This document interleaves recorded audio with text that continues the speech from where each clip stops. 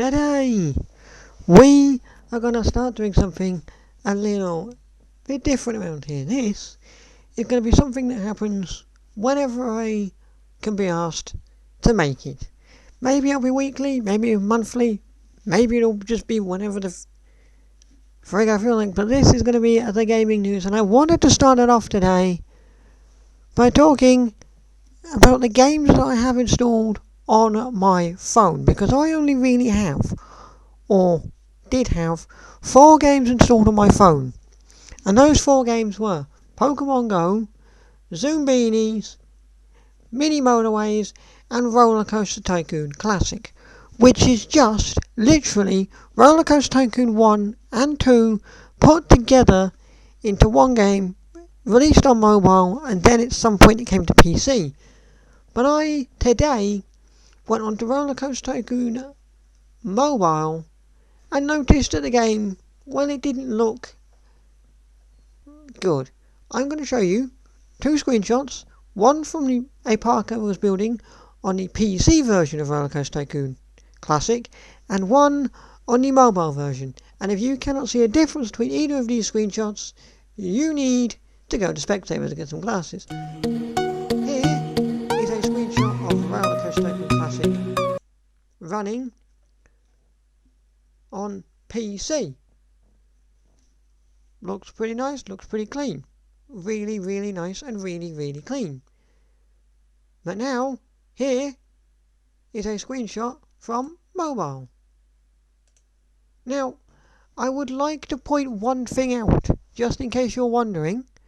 I have not gone ahead onto Amazon or eBay or whatever and bought a shit phone and I'm shitting on this game. I have a Samsung Galaxy S20. It's not like my phone is bad. It's not like my phone is terrible. My phone's very good. It's just weirdly different and graphically bad. And I don't understand why. Like, why does the PC version look so crisp and clean, and then the mobile version looks like just arse? Like, what happened? Why does the mobile version look like arse? And I can't fathom or work this out. So one of the things I did was I thought, okay, maybe the game needs to be updated. So what I did was I went to Google Play Store to try and update this game.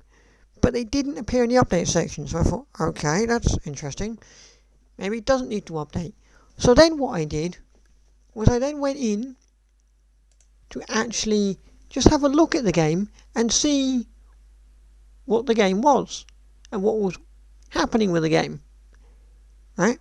So I searched Roller Coaster Tycoon on the Google Play Store, and it turns out I don't own the game anymore. A game that, bearing in mind when it came out in 2016, I legitimately paid real money for this game and checked out on this game with actual money that I bought, I no longer own.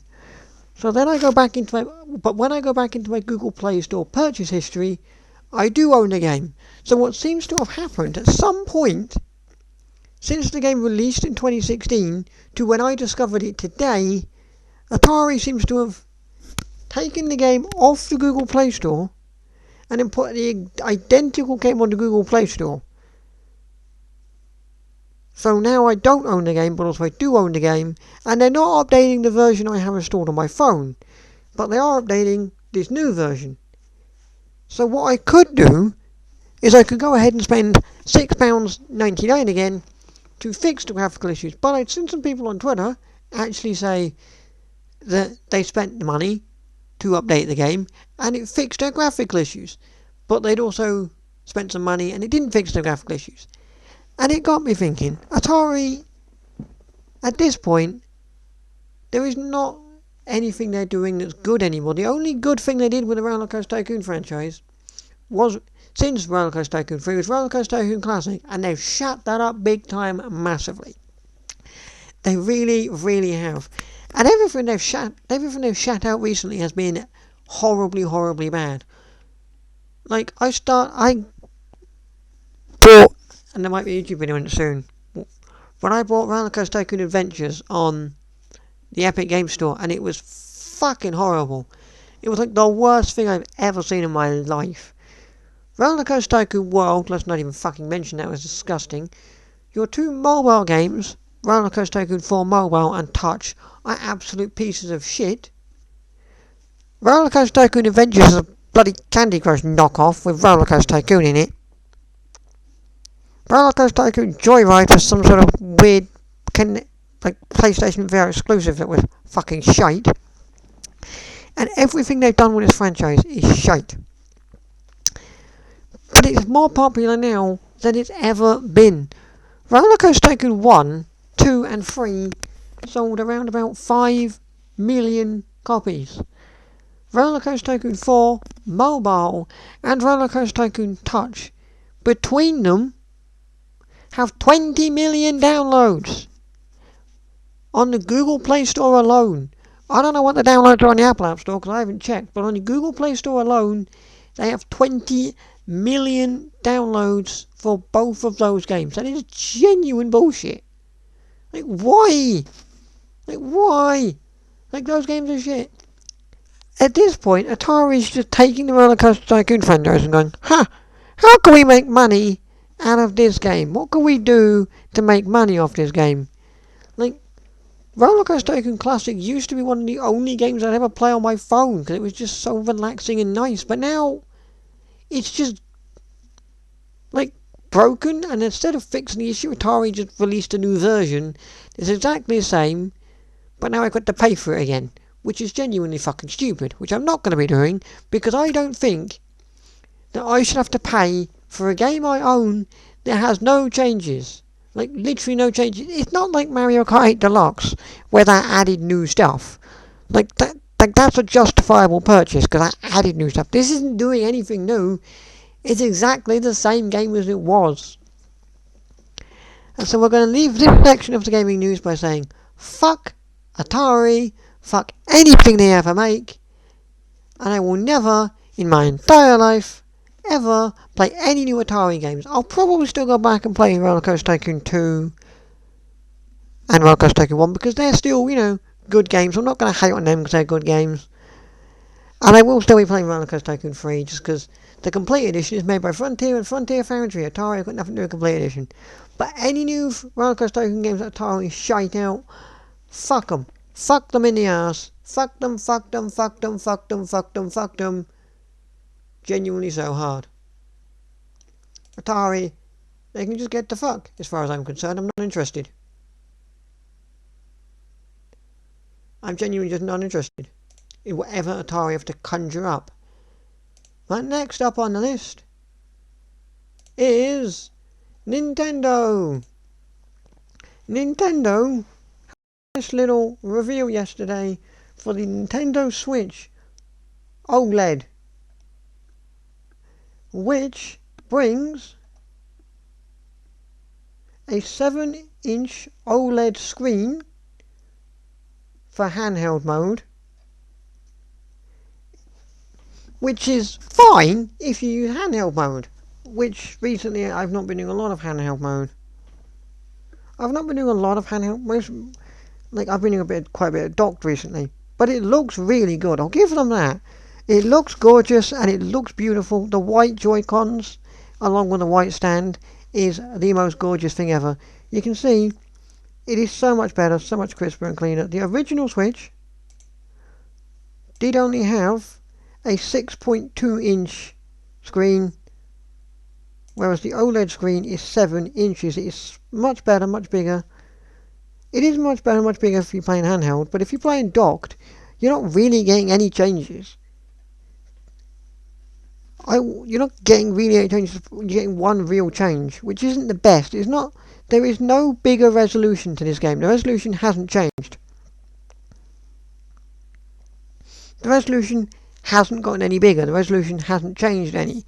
The resolution is still the same. It's still 1080p docked, 1080p and 720p handheld. There is nothing changed.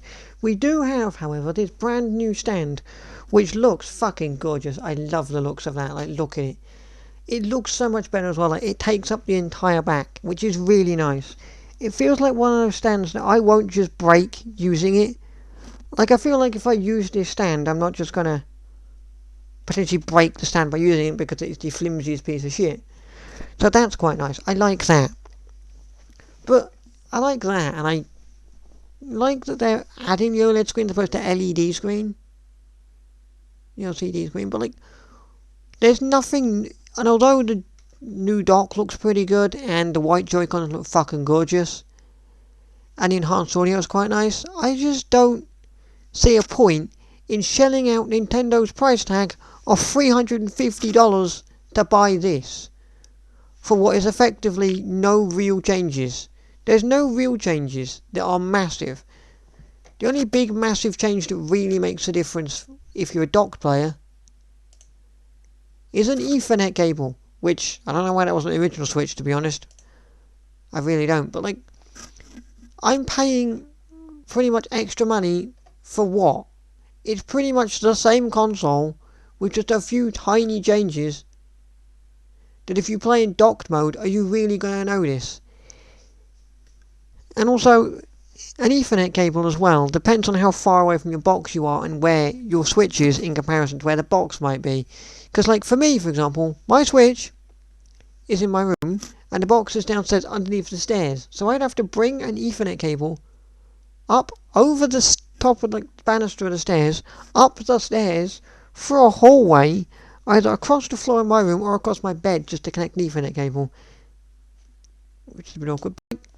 It is going to be coming in at $350 for the OLED model. It's going to be on October 8th this year. But yes, it looks gorgeous in white. But do I see a point in spending $350 for what is effectively the same thing as what I already own with a slightly better screen and Ethernet port? Not really. But don't give up on your Switch Pro rumors just yet, because now this is just a rumor at the end of the day, but it does have some legitimacy behind it, because it has came from one of the insiders. And in Pokemon, a Nintendo insider, Samus Hunter, earlier on today tweeted out a big spiel saying get ready because this is going to be a long thread. A couple of months ago, I talked about two models in development, a more powerful version and one that is on par with the basic but with some of the features of the new model. And the Nintendo Switch OLED is the latter. So the Nintendo Switch OLED is basically the latter. It's a basic Nintendo Switch with a few new changes that the Nintendo Switch Pro, or whatever it ends up being called, is going to have. She then wanted to say, I knew the OLED version would come out sooner. Not surprisingly, I had talked therefore there would be no major change in terms of chipsets used for the 2021 console. But what are Nintendo's plans? Simple. For the first few months, make the two OLED models coexist to dispose of the basic one, and then 2022 place the OLED as the new base after a price cut. So what's going to happen is these are going to both be together, but the way it's going to be is we're possibly going to be getting, as you'll read in this tweet later, as we'll read more of this later, but you're going to get a new Switch, possibly in 2022, where this will become the base Switch model and they'll get rid of this kind of style. She didn't want to say it's no coincidence that most accessories will be compatible between the two models, and the console itself inherits the name Nintendo Switch, and written in brackets OLED version, which is interesting, and I didn't actually know that, because on the Switch Lite, as it says there, that didn't happen. That did not happen. You didn't write Switch, the word Lite wasn't written in brackets. She then wanted to say, I know that many were disappointed to see this version announced. The problem is that many report confused information in the position of trying to always be first to speak. Unfortunately, it happens that so create discontent because of the...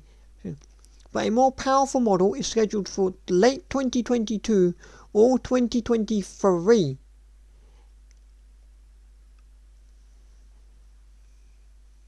This model will be a new generation. I doubt it. There are many projects that will continue to support the current Switch even until 2024. So even though this Switch will be getting discontinued, it's not like it's going to be abandoned completely. Stuff's still going to support this Switch. It's just going to be a case of you won't be able to buy that Switch after a while. It'll be this Switch you buy if you're getting a Switch. But it could be a console developed in a similar way to the Game Boy Color. Initially as a Pro model and then become the main development console after a couple of years. The Switch generation isn't over yet, so don't worry, tons of games are coming in the next years. And then apparently someone just kind of copied a tweet that's now been deleted. Which is always nice. But the other thing I want to talk about today was BDSP, Brilliant Diamond and Shining Pearl, because it's had some changes.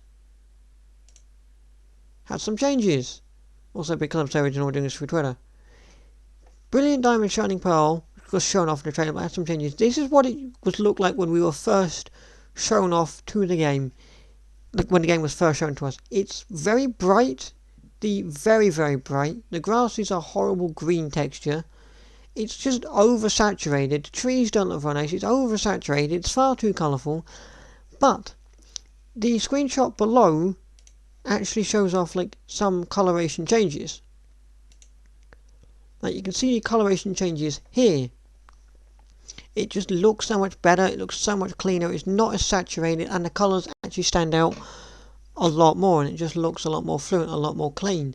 And I wasn't expecting this. I wasn't expecting it. Like, I knew when it was revealed I hated this colour. I thought it was too bright, but I didn't think they would change it. I didn't think Ilka would change it, but they have. One of the other changes that has happened is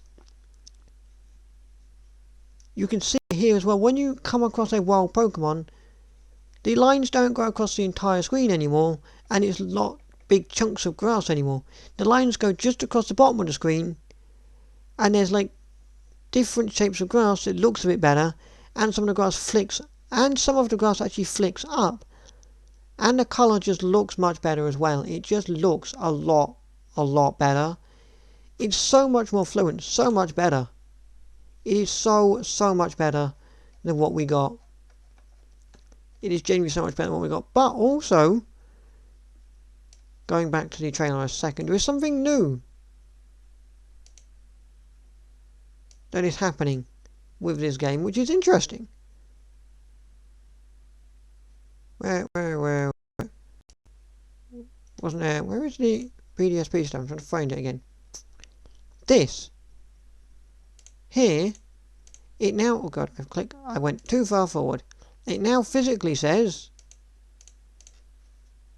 if I can show it to you, it now says you encountered a wild weasel, and it's possibly some slightly newer text, or maybe, I don't know, but it now says you encountered a wild weasel. It's now said a wild weasel appeared. Now what that means, I don't know what that means. I'm not 100% sure what that means, but they have changed it, saying you say from a wild whatever has appeared to you encountered a wild whatever. So that's interesting. I don't know what that means because we haven't seen any other screenshots outside of this. I'd like to see what the overworld looks like, or some of the routes, to see if Pokemon run about and stuff. But like, that's just a nice interesting change. But it just looks better. I will say it now, it just looks better. Like, just seeing it now just looks better. The colours are so much crisper and so much cleaner. And it's not as much of an oversaturated mess anymore. It just looks so much better. Like, I know people are complaining about it, but they didn't need to change it. But they did, and I really love that. That's really cool. Just looking so much crisper and so much cleaner. And I will say the OLED Switch, in its white style, it does look fucking gorgeous. The only thing is, I don't really think it's worth spending $350 on a Switch for like one or two changes. It's not like, if it was $350 and I was getting better hardware or a better battery life, then I would probably go ahead and do it. But the fact is, it's still the same hardware, it's still the same battery, it's still the same everything. So if you want to go for this OLED model, you go for it. You fucking go for it. I'm not going to stop you. But like, I just don't feel like it's worth me spending the money to buy this. Because when you think about it, there's nothing new other than a few things. Like, ooh, an Ethernet port, and ooh, a bigger screen and enhanced audio where the speakers are in the front. But realistically, is that worth $350? I don't necessarily think so. And if we are getting a Switch Pro next year, are you really going to want to spend $350 now? And then what? Maybe $350, $400 plus? Possibly next year for a Switch Pro? Probably not. I mean, most likely what I'd end up doing is just waiting, not buying this, waiting around, and then getting a Switch Pro if it gets released. Because this, to me, doesn't seem like kind of a real big issue. Like, yeah, if I'm playing in handheld mode, the bigger screen's going to be nice. But then I could as easily just wait for the Switch Pro that gives me the bigger screen and then just have the bigger screen there, but also possible 1080p in handheld mode maybe, and maybe 4K in docked mode. Like, there's no real point to this. There's really no point to this. It's just the most pointless console. It's there, and if you want to go for it, you go for it, but it is really, really, really pointless. Now, I just find it so pointless. To me, to be honest, there's just no point to it. Like, it's pointless and weird and silly. But if you want to go for a Switch Pro, you go for a Switch Pro. Like, OLED model. I'm not going to stop you. I just personally don't see a point for me getting a OLED Switch because it is super, super silly. Like, I just personally don't see a point to me getting this. But if you want to go for it, you go for it. But in the meantime, that is going to do it for today. Thank you very much for watching the first episode of Gaming News, whatever the series gets called. I don't know. You guys can suggest a name for it. The next episode will be fucking whenever. I don't know. Who the fuck knows when the next episode will be at some point. But in the meantime, thank you very much for watching. Don't forget, if you're new around here, to hit that subscribe button and turn your notifications on. And let me know if you're going to be getting an OLED Switch. Let me know by smashing that like button. So that lets me know, then I can decipher that is, are you getting an OLED Switch? So if you're going to get an OLED Switch, smash the like button and let me know in the comment section down below. And if you're not going to get an OLED Switch, let me know in the comments down below or in the Discord server, linked up in the description down below, why you're not going to bother getting one. Oh, here's one other thing I forgot to mention as well. I completely forgot to mention it. One other thing the OLED Switch is doing is it's increasing the storage. The default Switch has 32 gigabytes of storage. The OLED Switch has 64 gigabytes of storage, which is good, which is actually a nice improvement. But when you look at an original Xbox One, the lowest storage capacity that came with was 100 gigabytes. So yes, it's more storage, but it's still not quite levels of Microsoft and Xbox storage yet. We haven't reached that level. But we are getting at least more storage. I will also leave a link, by the way, down below to this, to my Twitter, which is what you're looking at right now. I will also leave a link in the description down below to my Artful, where you can come follow me for art things. I will also leave a link in the description down below. Oh, England, Denmark's gone to extra time. I will also leave a link in the description down below to my Twitch, where I'll be live streaming every Friday, Saturday and Sunday. And the day this video goes up, the 8th of July 2021, I will be live right now driving a Mini around America in the Crew 2. Because why on earth not? Why wouldn't you drive a British car around America? Like, why wouldn't you? I will also leave a link in the description to Nintendo's sort of page and post about the OLED Switch, so you can get all the details if you want it. I will also leave a link in the description down below to a thing talking about the whole Atari situation with Roller Coaster Tycoon Classic and what they said, in quotes, about the issue. But in the meantime, thank you very much for watching, thank you very much for joining me, and goodbye!